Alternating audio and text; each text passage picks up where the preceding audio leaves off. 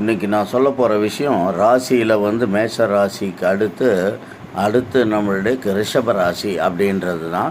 ரிஷப அப்படின்றது நம்மளுடைய பிறப்பு கணக்கு எடுத்துக்காங்க, டெலிவரி டைமுன்னு. முதல்ல வந்து தலைப்பகுதி மேஷா, அடுத்து வந்து கண்கள், 2 கண்கள் வரும், அதுதான் ரிஷபன்றது ரைஸு, அதாவது சூரியனுடைய உதயம்னு வச்சுக்கோங்களாம். அதுக்கு அங்கே சூரியன் வந்தால் தான் இந்த உலகத்தையே பார்க்க முடியும், இங்கே இந்த கண் இருந்தால் தான் இந்த உலகத்தை பார்க்க முடியும்.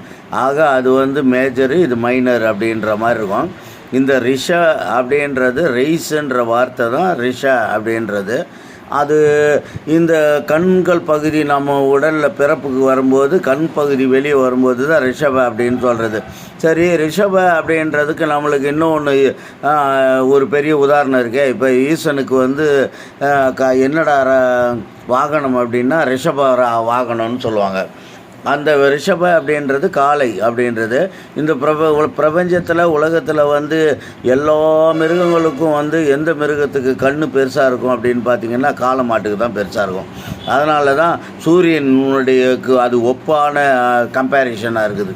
சூரியன் வந்தோடனே இந்த உலகத்தை பார்க்குற மாதிரி இந்த கண்ணுன்றது அந்த சூரியனுடைய ஒரு ரிஃப்ளெக்ஷன், அதனுடைய ஒரு சிமிலாரிட்டி அப்படின்ற மாதிரி. அதனால தான் அவர் வந்து காளமாடை உதாரணமாக எடுத்துக்கிட்டு, அந்த கண் வந்து யானை இவ்வளோ பெரிய உருவமாக இருக்கும், ஆனால் அதுக்கு சின்ன கண்ணாக இருக்கும். காளமாடு இவ்வளோண்டு தான் இருக்கும், ஆனால் பெரிய பெரிய கண்களாக இருக்கும் அப்படின்றது. அதனால் அந்த கண் பகுதி டெலிவரி ஆகும்போது மனிதனுடைய உறுப்பில் அந்த கண் பகுதி வரும்போது தான் ரிஷப அப்படின்றது.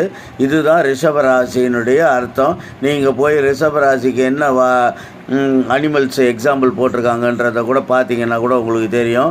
நான் ஏற்கனவே சொன்னேன், மேஷன்றது தலையை போட்டிருப்பாங்க, அதனால் ஆட்டுக்கடா தலையை போட்டிருப்பாங்க, அது முக்கியமான பகுதின்னு. அடுத்து வந்து ரிஷபன்றது இந்த மாடு காளை மாடை போட்டிருப்பாங்க. அந்த காளை மாடு தான் அந்த கண்களை குறிக்கும். ஆக இந்த உலகத்தை நீ பார்க்குறதுக்கு அடுத்த ராசி நீ இந்த ரிஷபராசி அப்படின்றது தான்.